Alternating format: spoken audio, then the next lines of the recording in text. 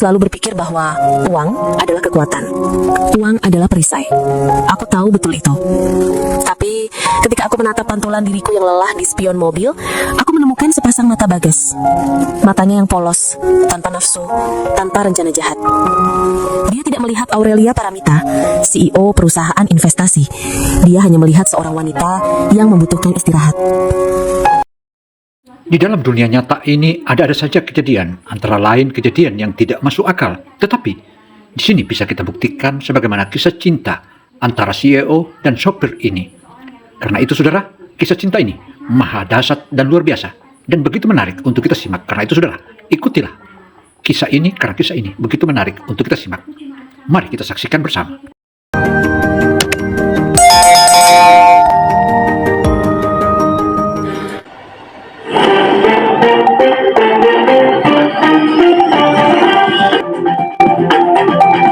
Gino Motivator menyajikan berita-berita dan kisah-kisah sedih yang memberikan kita motivasi. Ayo ikuti dan tontonlah hingga akhir.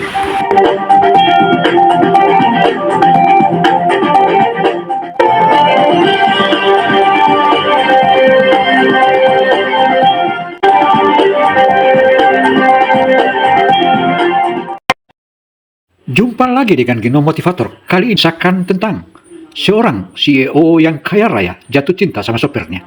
Tetapi ternyata sopir itu bukanlah sopir biasa. Dan dia ternyata adalah sopir brilian dan memiliki skill serta memiliki keterampilan yang berbeda dengan sopir-sopir lainnya. Karena itu saudara, mari kita ikuti kisah cinta antara sopir dan CEO atau pemimpin perusahaan besar ini. Untuk itu saudara, mari kita saksikan. Aku tahu betul itu. Tapi ketika aku menatap pantulan diriku yang lelah di spion mobil, aku menemukan sepasang mata Bagas. Matanya yang polos, tanpa nafsu, tanpa rencana jahat.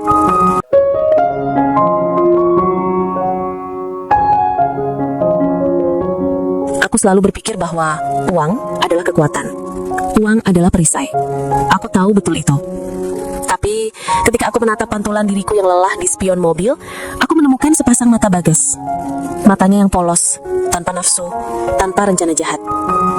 Dia tidak melihat Aurelia Paramita, CEO perusahaan investasi. Dia hanya melihat seorang wanita yang membutuhkan istirahat. Di pasar yang kejam, Bagas adalah satu-satunya aset tak ternilai yang aku temukan. Kenapa?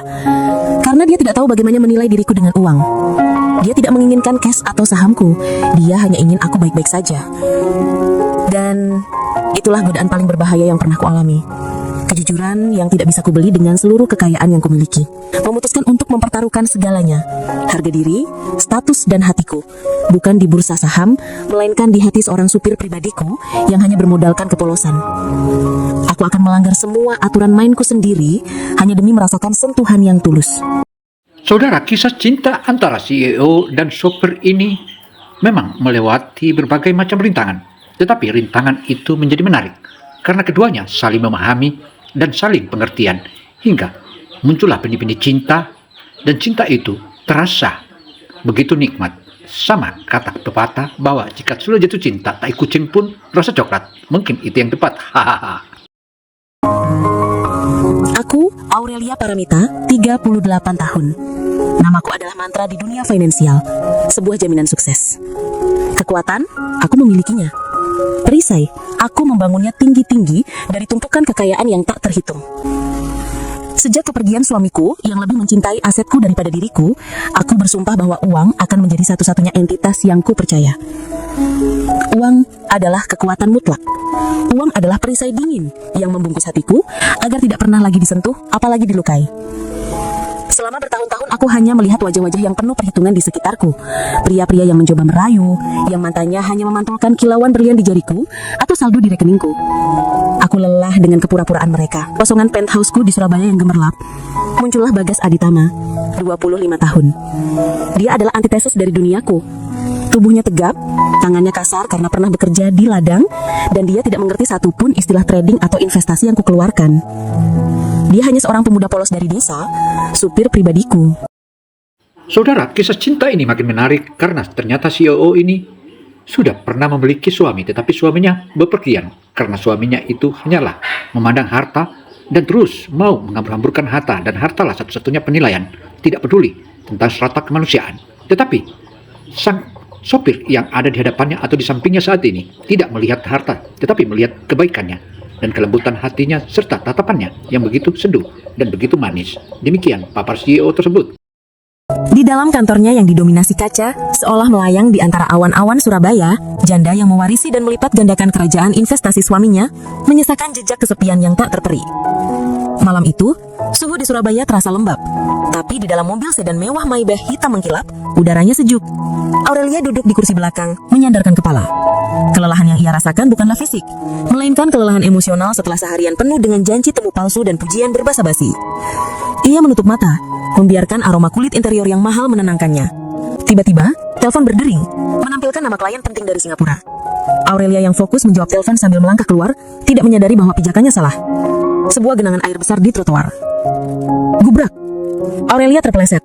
Ia hanya sempat memekik pelan sebelum tubuhnya menghantam genangan air, membasahi sebagian setelan blazer Diornya, ponselnya hampir jatuh. Rasa malu dan frustasi memuncak. Seketika itu juga Bagas sudah berada di sisinya. Ia tidak mengeluarkan kalimat-kalimat panik. Ia segera melepaskan sarung tangan mengemudinya, melemparkannya ke kursi mobil dan dengan gerakan refleks yang cepat dan hangat, ia memeluk lengan Aurelia, menariknya berdiri. Aduh bu, pelan-pelan, desis Bagas, napasnya terasa hangat di dekat telinga Aurelia. Ia tidak peduli jas seragamnya ikut basah. Tubuhnya yang kuat menopang Aurelia sepenuhnya. Rasa sakit di lutut Aurelia hilang ditelan oleh kehangatan dan kekokohan lengan Bagas yang melingkari lengannya. Itu adalah sentuhan yang berbeda. Tidak ada perhitungan, tidak ada motif tersembunyi, hanya kepedulian yang naluriah.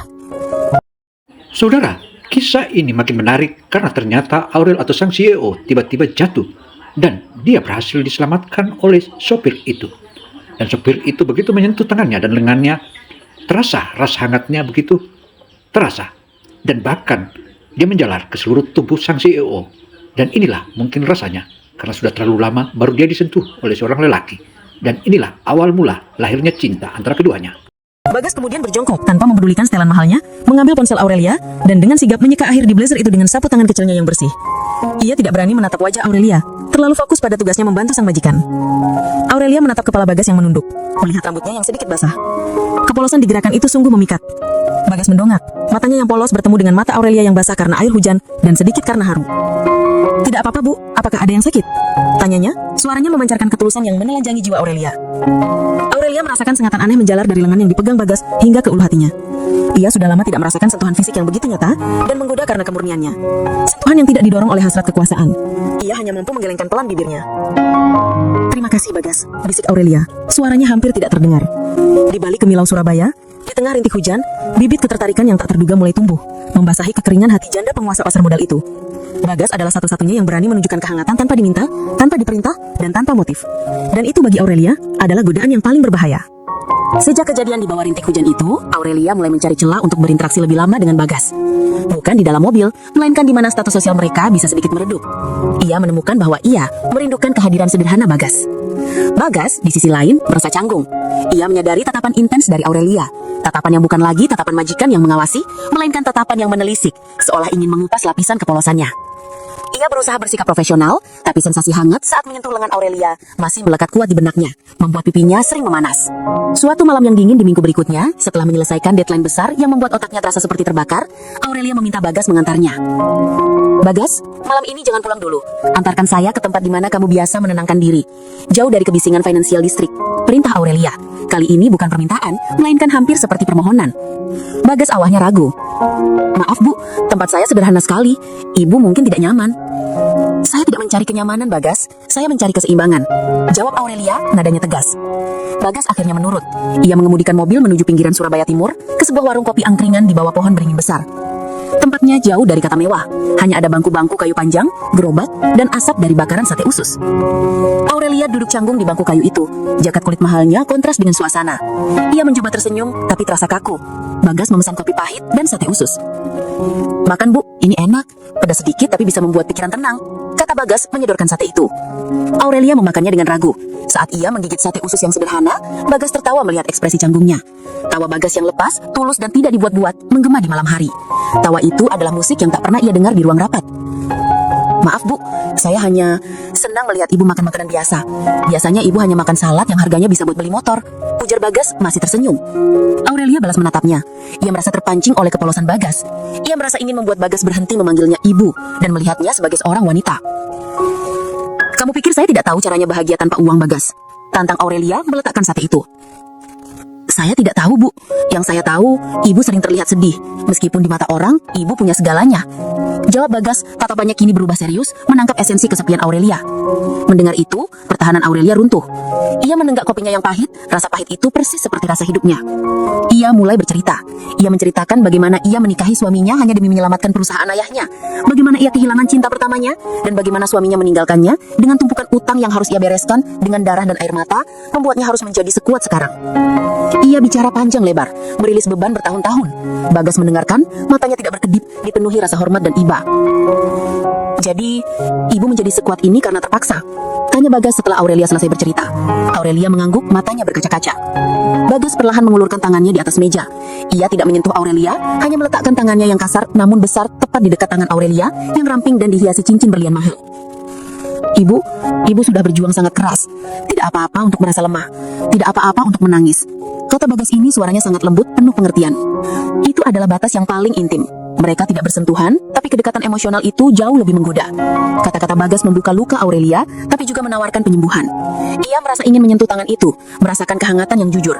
Tapi Bagas menarik tangannya lagi sebelum ia sempat melakukannya. Saya harus pulang, Bu. Sudah malam. Ibu juga harus istirahat. Ujar Bagas kembali ke mode profesional. Namun di detik Bagas berdiri dan membalikkan badannya, Aurelia tidak bisa menahannya lagi. Bagas, panggil Aurelia. Bagas berbalik. Aurelia berdiri, berjalan mendekat dan melakukan hal yang paling tidak terduga. Ia mengangkat tangannya dan menyentuh pipi Bagas. Sentuhannya dingin, tetapi matanya panas. Terima kasih karena telah melihat aku, bisik Aurelia. Bagas membeku. Sentuhan itu membuatnya menahan nafas. Pipi di bawah sentuhan Aurelia terasa panas. Ia tidak berani bergerak, takut merusak momen yang rentan dan sangat intim ini. Jantungnya berdetak liar, mengkhianati kepolosannya. Batasan antara majikan dan supir telah runtuh malam itu, digantikan oleh bara api emosi yang tak terucapkan. Aku tahu, setelah malam di warung kopi itu, aku telah melintasi garis yang tak seharusnya disentuh. Ada bagian dari diriku yang ketakutan, namun ada bagian yang lebih besar lagi yang hidup. Sesuatu yang mati sejak lama kini berdenyut kembali. Hanya karena tatapan polos Bagas dan kehangatan tangannya yang hampir menyentuhku. Aku merasakan pusing yang luar biasa. Saat aku mencoba berdiri, tubuhku berputar. Gelap. Aku pingsan tepat di karpet mewah ruang kerjaku. Hal berikutnya yang kusadari adalah bau minyak kayu putih yang menenangkan. Aku membuka mata dan menemukan diriku terbaring di ranjang king size-ku, diselimuti sutra. Di sampingku, bukan perawat pribadiku, melainkan Bagas. Dia duduk di kursi samping tempat tidur. Seragamnya sedikit kusut. Wajahnya memancarkan kekhawatiran yang sangat nyata. Syukurlah ibu sadar, bisiknya. Nadanya lega bercampur marah. Ibu tidak tidur sama sekali. Kalau ibu begini terus, siapa yang akan mengurusi pekerjaan? Aku merasa malu. Aku, si wanita kuat yang tak pernah menunjukkan kelemahan di depan siapapun, kini tertangkap basah dalam kondisi paling rentan oleh supir pribadiku. Pergi Bagas, biar perawat yang mengurusku. Perintahku. Suaraku serak dan lemah. Bagas tidak beranjak. Dia hanya tersenyum tipis, senyum yang tidak pernah dia tunjukkan kepada siapapun kecuali saat ia tertawa lepas di warung kopi. Senyum itu terasa lebih intim daripada ribuan ciuman palsu yang pernah kuterima. Bagas mengambil sendok, meniup bubur itu perlahan, sangat hati-hati, seperti ia sedang berhadapan dengan aset yang paling rapuh dan berharga. Buka, Bu, perintahnya lembut, sambil mendekatkan sendok ke bibirku. Aku menatap matanya lagi. Tidak ada rasa malu, tidak ada ambisi terselubung, hanya kekhawatiran murni yang membuat hatiku tiba-tiba terasa penuh. Aku membuka mulut. Bubur itu terasa hangat, jauh lebih lezat dari makanan fine dining manapun yang pernah aku cicipi. Saat Bagas menyuapi sendok kedua, tangannya menyentuh sudut bibirku yang kotor. Dengan gerakan refleks yang sangat natural dan menggoda, ia mengusapnya dengan ibu jarinya. Sentuhan itu, ya Tuhan, sentuhan itu membuatku merinding dari ujung kaki hingga ke kulit kepala. Sentuhan pria dewasa yang peduli, bukan pria yang ingin memanfaatkanku. Aku menahan nafas. Kenapa kamu sangat peduli, Bagas? Kamu tahu konsekuensinya kalau kita terlalu dekat. Bisikku. Suaraku kini kembali normal, namun penuh pertanyaan. Bagas meletakkan mangkuk bubur itu. Dia menatapku, tatapannya langsung menembus perisai baja yang kubangun. Saya hanya melihat ibu sebagai manusia, Bu. Manusia yang perlu makan dan istirahat. Jawabnya sederhana. Ia mendekat, sedikit mencondongkan tubuhnya ke arahku. Aku bisa mencium aroma sabun yang bersih dan sedikit keringat dari kerjanya. Aroma yang sangat jantan dan jujur. Semua orang ingin sesuatu dariku. Kekayaan, relasi, nama baik. Kamu tidak menginginkan apa-apa? Tanyaku, memancing. Berharap ia akan jujur atau bahkan mencoba menguji batasan kita. Bagas menggelengkan. Saya hanya ingin ibu sehat, dan saya tidak bisa membiarkan ibu jatuh sendiri. Mataku menetes. Sudah lama aku tidak menangis karena hal yang murni. Bagas tidak panik. Dia hanya meraih tisu di nakas, mengusap air mataku dengan sangat hati-hati, seolah-olah kulitku adalah sutra yang rapuh. Jangan menangis, ibu. Istirahatlah. Saya akan tunggu di ruang tamu. Panggil saya kalau ada apa-apa, katanya. Bagas bangkit, tapi sebelum dia melangkah jauh, aku meraih pergelangan tangannya. Jangan pergi Bagas, tetaplah di sini. Pintaku. Dia berbalik, terkejut. Matanya membesar. Aku tahu, aku telah mengambil resiko besar, tapi aku tidak peduli. Aku hanya butuh kehadiran tulusnya untuk menyembuhkan luka dan kelelahan yang kubawa selama bertahun-tahun. Bagas akhirnya duduk kembali di tepi tempat tidur, sangat hati-hati agar tidak menyentuhku lebih jauh. Namun keberadaannya di sampingku terasa seperti pelukan hangat. Aku memejamkan mata, membiarkan kehangatan pria polos itu menjadi satu-satunya jaminan yang kupegang teguh di tengah gejolak pasar yang tak menentu. Ya, aku sedang jatuh cinta. Setelah aku pulih sepenuhnya dari kelelahan, suasana di antara kami berubah drastis. Ada ketegangan yang menyenangkan, sebuah magnetisme terlarang yang kami berdua coba abaikan, namun semakin kuat. Aku mendapati diriku sengaja meminta Bagas mengantarku berkeliling kota tanpa tujuan, hanya untuk menghabiskan waktu lebih lama bersamanya. Aku mencari-cari alasan untuk memanggilnya ke ruanganku, sekadar menanyakan hal-hal sepele tentang mobil atau jadwal. Bagas, di sisi lain, semakin berhati-hati. Dia kini menjaga jarak fisik lebih ketat, seolah tahu betapa rapuhnya batas yang memisahkan kami. Dia bersikap profesional, tapi matanya selalu mengkhianatinya. Setiap kali tatapan kami bertemu, aku melihat kilatan keraguan dan hasrat yang murni, tersembunyi di balik kepolosannya. Itu membuatku semakin terdorong untuk melanggar batas. Sore itu, setelah hari yang terasa sangat panjang, aku memanggil Bagas ke taman belakang penthouseku. Langit Surabaya mulai gelap, dihiasi bintang-bintang yang samar dan lampu kota yang berkilauan di bawah. Aku duduk di sofa rotan, mengenakan gaun tidur sutra yang longgar dan ringan, membiarkan rambutku tergerai. Sebuah tindakan yang sangat tidak biasa. Ini adalah usaha terbesarku untuk tampil sebagai seorang wanita, bukan sebagai CEO. Duduklah Bagas, jangan berdiri terus, kataku. Nadaku sangat lembut, nyaris seperti bisikan. Bagas duduk di kursi yang agak jauh dariku. Aku bisa melihat ia sedikit gugup. Maaf Bu, apa ada hal penting yang harus saya lakukan malam ini? Tanyanya. Suaranya sedikit tercekak. Ada? Aku ingin kamu bicara Bagas. Ceritakan padaku tentang masa lalumu, tentang impianmu, tentang hal-hal yang tidak bisa dibeli oleh orang kaya sepertiku, pintaku. Bagas menceritakan semuanya. Tentang masa kecilnya yang sulit, tentang perjuangannya sebagai anak tertua, tentang bagaimana ia belajar memperbaiki mesin mobil tua agar bisa mendapatkan uang saku. Impiannya begitu sederhana, memiliki bengkel kecil sendiri di Lamongan, bisa pulang kapan saja melihat ibunya, dan hidup jujur. Saat ia bercerita, aku menyadari ada bekas luka lama di pergelangan tangannya. Apa itu? Tanyaku. Nadaku serius. Bagas mencoba menyembunyikannya di balik lengan kemejanya. Tapi aku sudah melihatnya. Oh, ini bekas kena knalpot waktu kecil, Bu. Tidak penting. Semua luka itu penting, Bagas, kataku. Suaraku tiba hati berubah dalam dan pahit. Aku lalu memperlihatkan pergelangan tanganku sendiri. Ada bekas luka tipis, nyaris tak terlihat, yang selalu kututup dengan gelang. Aku juga punya luka. Terlalu banyak luka Bagas. Di tangan dan di sini, kataku, menyentuh dadaku, di hati. Tiba-tiba Bagas melakukan sesuatu yang berani. Dia tidak menyentuhku, tapi dia meraih pergelangan tanganku yang terbuka, tempat bekas luka itu berada. Dengan jari telunjuknya yang kasar, dia mengusapnya perlahan. Sensasi gesekan kulitnya yang hangat di kulitku yang dingin mengirimkan gelombang listrik ke seluruh tubuhku. Godaan itu terasa memabukkan. Saudara, kasmaran antara keduanya mulai muncul segala macam benih.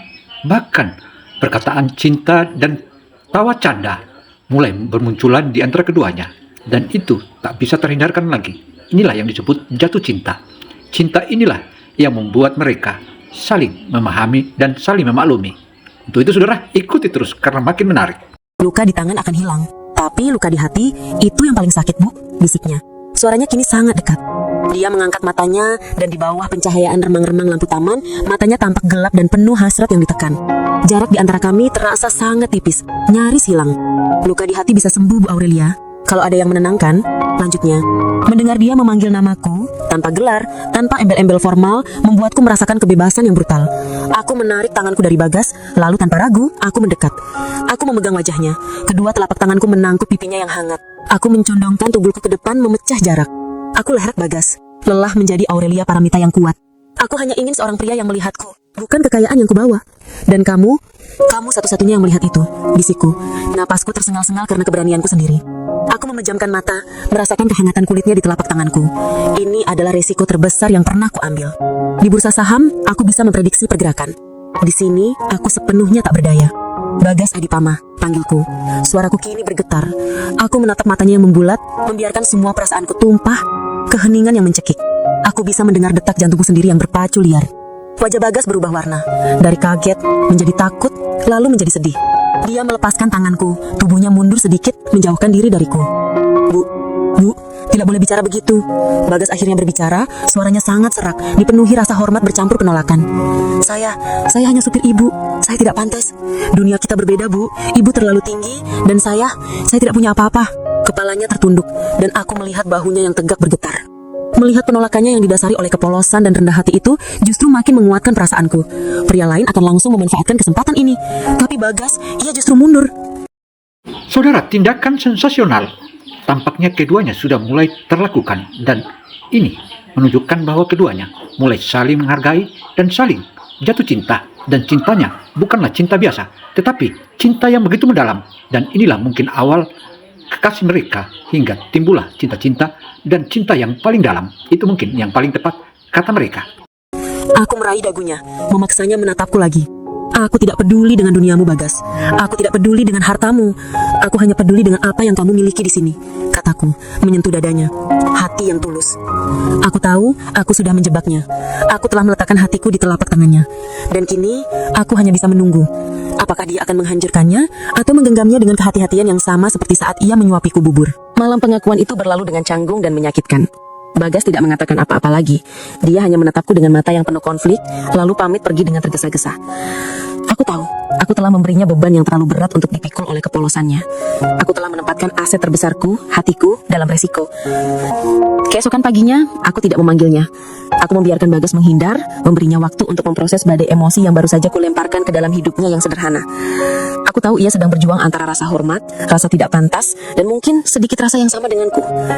Siang harinya, aku mengambil keputusan. Keputusan yang jauh lebih beresiko daripada menjual seluruh sahamku di tengah beer market. Aku memanggil asistenku untuk menyiapkan surat pemutusan hubungan kerja dan amplop gaji terakhir Bagas. Aku harus mengakhiri hubungan profesional ini agar bisa memulai sesuatu yang jauh lebih berharga. Aku memanggil Bagas ke ruanganku. Wajahnya tegang, pucat, dan matanya terlihat lelah. Aku tahu ia tidak tidur semalam. Ia berdiri tegak, siap menerima konsekuensi atas apapun yang telah ia lakukan atau yang telah kulakukan. Aku meletakkan 2 amplop di meja kerjaku yang terbuat dari marmer hitam Italia. 1 amplop gaji bulanan Bagas, 1 lagi amplop bonus akhir tahun yang jauh lebih besar. Duduk Bagas, kataku. Suaraku tenang dan berwibawa. Kembali ke mode CEO. Bagas duduk di hadapanku, ia terlihat seperti seorang terdakwa. Ini adalah gaji terakhirmu Bagas, dan itu adalah bonus untuk pelayanan yang sangat baik, kataku sambil mendorong kedua amplop itu ke depannya. Aku harus memecatmu. Tubuh Bagas menegang. Matanya yang polos kini dipenuhi keterjukutan dan kesedihan yang tak bisa disembunyikan. Raut wajahnya menghancurkanku, tapi aku harus teguh. Kenapa Bu Arelia? Apakah saya membuat kesalahan fatal saat menyetir? Apakah saya tidak bersih mencuci mobil? Tanyanya, suaranya tercekat. Saya janji akan bekerja lebih keras. Tidak Bagas, kamu adalah sopir terbaik yang pernah kumiliki. Kamu jujur, cekatan, dan sangat hati-hati. Jawabku, suaraku kini sedikit bergetar, melawan keinginan untuk menangis. Tapi aku tidak bisa lagi menjadikanmu supirku. Aku tidak bisa jatuh cinta pada karyawanku sendiri. Itu tidak adil, Gas, baik untukmu maupun untukku. Aku menatapnya lurus. Ini adalah kejujuran yang brutal. Bagas menunduk, tangannya meremas celana seragamnya.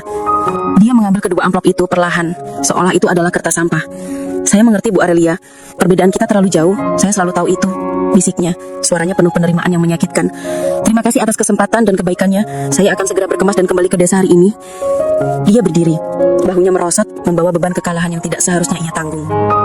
Melihatnya menerima nasib, berjalan menuju pintu, membuat hatiku sakit tak tertahankan. Itu adalah momen di mana aku menyadari bahwa kekayaan tak berarti apa-apa jika harus kehilangan ketulusannya. Tunggu Bagas, panggilku. Aku bangkit dari kursi, mengabaikan amplop uang yang tergeletak di meja, dan berjalan cepat ke arahnya. Bagas berbalik, matanya sedikit berkaca-kaca. Aku memecatmu sebagai supir, kataku. Suaraku tegas namun penuh kasih. Aku meletakkan tanganku di dadanya, di atas seragam supir yang sudah kusut itu. Aku ingin menawarkanmu pekerjaan lain. Bagas bingung. Pekerjaan apa, Bu? Aku tersenyum. Senyum yang muncul dari dasar hatiku, bukan senyum bisnis yang kuciptakan untuk para investor. Aku butuh seorang pendamping hidup yang menemani aku makan bubur di warung kopi, yang melihat bekas luka di pergelangan tanganku, dan yang menjaga hati yang telah lama beku ini. Aku mencondongkan tubuhku. Suaraku berubah menjadi bisikan yang sangat intim. Aku butuh pria yang tidak peduli dengan angka saham atau laporan keuangan. Aku butuh pria yang mencintaiku apa adanya. Gajinya, seluruh sisa hidupku. Mau? Saat itu, Bagas melakukan sesuatu yang sungguh menggoda dan membebaskan. Dia menatapku sejenak, wajahnya dipenuhi kejelasan yang belum pernah kulihat sebelumnya. Dia menjatuhkan kedua amplop uang di tangannya. Uang, simbol kekuatan dan perisai bagiku, kini terabaikan di lantai marmer hitam, tak berarti apa-apa di hadapan perasaan kita. Dia mendekatiku, tangannya yang kasar kini memegang wajahku dengan kelembutan yang mengejutkan. Dia mengatakan kata-kata yang sangat sederhana tapi sangat berarti. Saya tidak butuh gajinya, Bu. saya tidak akan jadi pendamping hidup ibu yang kaya. Saya akan jadi suami ibu. Air mataku tumpah, bukan karena sedih, melainkan karena kebahagiaan yang tak terlukiskan.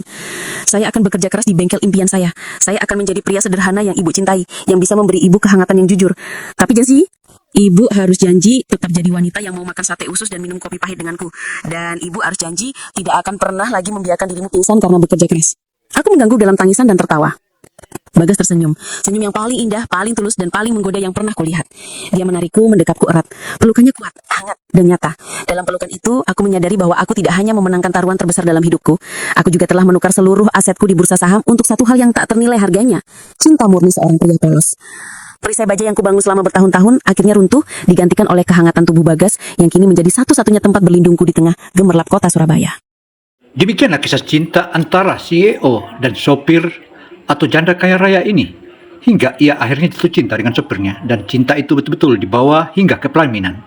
Dan saatnya ini untuk kita menjelaskan dan mengingatkan bahwa cinta itu dia lahir tanpa mengenal waktu, tanpa mengenal status. Demikian catatan ini kami kabarkan. Semoga informasi yang kami berikan atau kisah yang kami berikan ini bermanfaat dan menjadi edukasi bagi kita semua. Amin, amin, amin. Ya Rabbal Alamin.